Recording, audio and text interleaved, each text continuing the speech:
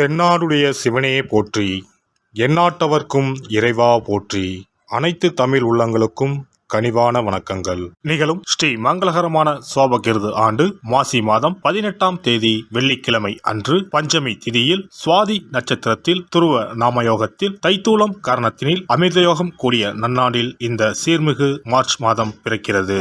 பிறக்க போகும் இம்மாதம் உங்கள் வாழ்வில் வளமும் நலமும் செல்வ செழிப்பும் பெற்று புதிய வாய்ப்புகள் புதிய வெற்றிகளுடன் மங்களகரமாக அமைய எல்லாம் வல்ல இறைவனை உளமாற வேண்டி விரும்பி கேட்டுக்கொள்கிறேன். இம்மாத கிரக நிலைகளை பார்க்கும் போது மேசத்தில் குருவும், கன்னி ராசியில் கேது பகவானும், மகர ராசியில் செவ்வாய் சுக்கிரனும், கும்ப ராசியில் சனி புதனுடன் சேர்ந்து சூரிய பகவானும் சஞ்சாரம் செய்கின்றனர். மார்ச் 2ஆம் தேதி புதன் பகவான் மீன ராசிக்கும், 8ஆம் தேதி சுக்கிர பகவான் கும்ப ராசிக்கும், 14ஆம் தேதி செவ்வாய் பகவான் கும்ப ராசிக்கும் இடப்பெயர்ச்சி அடைகின்றனர். இந்த கிரக அமைப்பினால் உங்கள் வாழ்வில் இம்மாதம் ஏற்படக்கூடிய சுப மற்றும் அசுப பலன்கள் என்ன என்பதனை பற்றி காண்போம். நடுங்க வைக்கும் குளிரோ தவிக்க விடும் வெயிலோ இல்லாமல் மிக இதமான சூழல் நிலவும் மாதம் இந்த மார்ச் மாதமாகும். பனிக்காலம் முடிந்து வசந்த காலம் துவங்க போகிறது.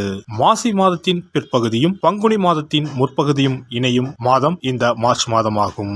கும்ப மாதமும் மீன மாதமும் இணைந்த இந்த மார்ச் மாதத்தில் பல திருப்பங்கள் உங்கள் வாழ்வில் நடைபெற உள்ளன. கடகராசி அன்பர்களே, இம்மாதம் உங்களுக்கு எதிலும் வெற்றியே கிடைக்கும். எதிரிகள் பணிந்து போவர். அவர்களால் மறைமுக ஆதாயமும் உண்டாகும். எதிர்பாராத பணவரவுக்கும் வாய்ப்பு உண்டு. ஆனால் மாத பிற்பகுதியில் சகோதரர்களுடன் சிறு சிறு கருத்து வேறுபாடு ஏற்பட்டு சரியாகும். காரியங்கள் அனுகூலமாக முடியும். குடும்பத்தில் மகிழ்ச்சி நிலவும். குரு அனுகூலமாக இருப்பதால் திருமண முயற்சிகள் கைகூடும். சிலருக்கு குழந்தை பாக்கியம் கிடைக்கும். உறவினர்களாலும் நண்பர்களாலும் ஆதாயம் உண்டாகும். அவர்களிடம் எதிர்பார்த்த உதவிகள் கிடைக்கும். திடீர் அதிர்ஷ்ட வாய்ப்புகளும் ஏற்படக்கூடும். வாகனத்தில் செல்லும் போது எச்சரிக்கையாக இருக்கவும். அரசாங்க வகையில் எதிர்பார்த்த காரியம் முடிவதில் சில தடைகள் ஏற்படும். தந்தையின் உடல் ஆரோக்கியம் பாதிக்கப்படக்கூடும். தந்தை வழி உறவினர்களால் சில பிரச்சனைகள் ஏற்படக்கூடும். கணவன் மனைவிக்கு இடையே சிறு சிறு கருத்து வேறுபாடுகள் ஏற்பட்டு நீங்கும். பிள்ளைகள் வழியில் மகிழ்ச்சி தரும் செய்தி ஒன்று கிடைப்பதற்கு வாய்ப்பு உண்டு. மாத முற்பகுதியில் எதிரிகளால் மறைமுக தொல்லைகள் ஏற்படக்கூடும் என்பதால் கவனம் தேவை. உத்தியோகத்தில் வேலை சுமை அதிகரிக்கும். சக ஊழியர்களின் ஒத்துழைப்பால் மிகச் சிறப்பாக செய்து அதிகாரிகளின் பாராட்டுகளை பெறுவீர்கள். சிலருக்கு தடைப்பட்ட பதவி உயர்வு, ஊதிய உயர்வு போன்ற பலன்கள் கிடைக்கும். தொழில் வியாபாரம் சிறப்பாக நடைபெறும். எதிர்பார்த்ததை விடவும் பணவரவு கூடுதலாக கிடைக்கும். ஆனால் அரசாங்க வகையில் எதிர்பார்க்கும் லைசன்ஸ் போன்ற விஷயங்கள் கிடைப்பதில் தடை தாமதம் ஏற்படக்கூடும். குடும்பத்தை நிர்வகிக்கும் பெண்களுக்கு குடும்ப சூழ்நிலை மகிழ்ச்சி தருவதாக இருக்கும்.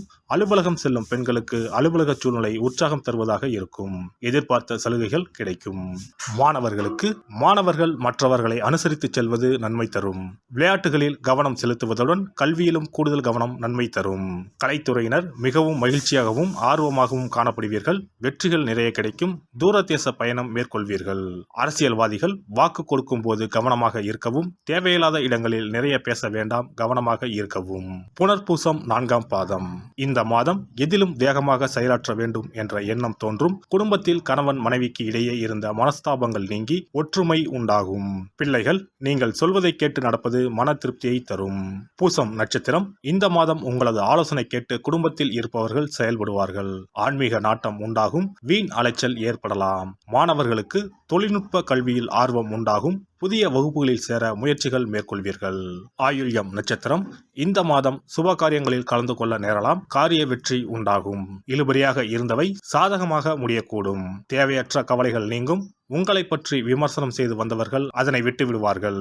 சரஸ்வதி தேவியை பூஜித்து வர காரியங்களில் வெற்றி உண்டாகும். கல்வியில் முன்னேற்றம் காணப்படும். இனி இந்த மார்ச் மாதத்தில் மகா சிவராத்திரி எப்போது, இந்த நாளுக்கு அப்படி என்ன சிறப்பு என்பதனை பற்றி காண்போம். சிவபெருமானுக்கு எத்தனையோ திருநாமங்கள் உள்ளன. அவற்றில் மிக உயர்வானதாக சொல்லப்படுவது மகாதேவன் என்ற திருநாமம். மகாதேவன் என்றால் கடவுள்கள் அனைவருக்கும் மேலான கடவுள். கடவுள்களுக்கு எல்லாம் தலைவன் என்ற பொருள். சிவாய நம என சிந்திப்பவர்க்கு அபாயம் ஏற்படாது என்பார்கள். அப்படி கர்ம வினைகளில் இருந்தும் அனைத்து விதமான துன்பங்களில் இருந்தும் விடுபடுவதற்கு சிவனே கதி என சிவபெருமானை சரணடைவதற்கு ஏற்ற நாள் மகா சிவராத்திரி தினமாகும்.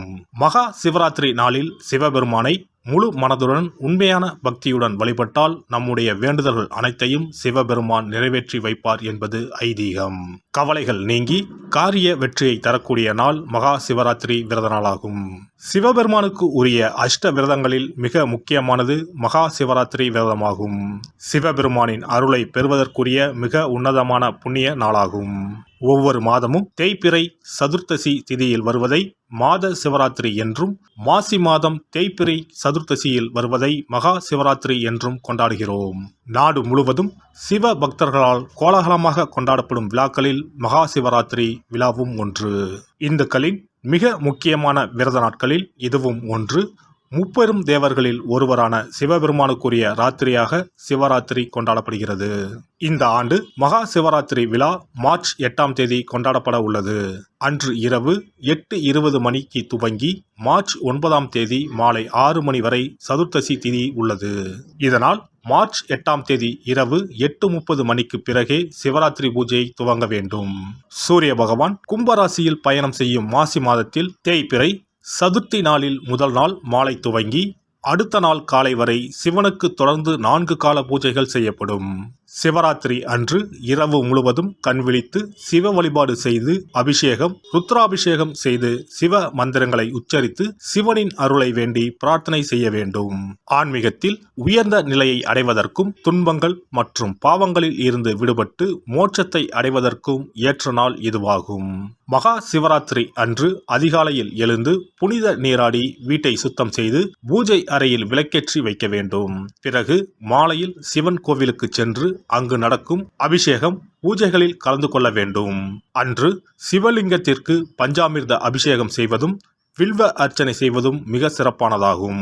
மகா சிவராத்திரி நாளில் எத்தனை முறை முடியுமோ அத்தனை முறை பஞ்சாட்சர மந்திரமான ஓம் நம சிவாய மந்திரத்தை உச்சரிக்க வேண்டும்.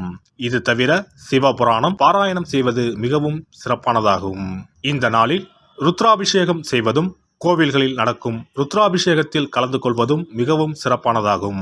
இந்த முறையில் மகா சிவராத்திரி விரதம் இருந்தால் முந்தைய 3 பிறவிகளில் செய்த பாவங்கள் நீங்கும்.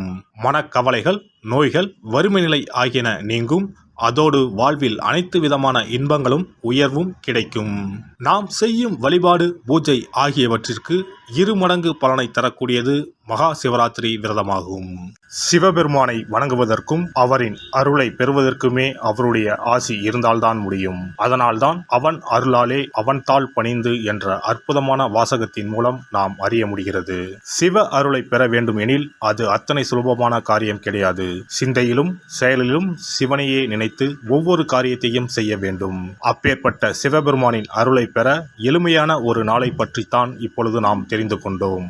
எல்லாம் வல்ல இறையருளால் நீங்களும் உங்கள் அன்பு குடும்பமும் உடல் நலம், நீலாயுள், நிறை செல்வம், உயர் புகழ், மெய்ஞானம் ஓங்கி வாழ்க வளமுடன். இந்த வீடியோ உங்களுக்கு பிடிச்சிருந்தா லைக் பண்ணுங்க, ஷேர் பண்ணுங்க அண்ட் சப்ஸ்கிரைப் பண்ணுங்க. பக்கத்துல இருக்க பெல் ஐகானை கிளிக் பண்ணுங்க. நன்றி, வணக்கம், வாழ்க வளமுடன்.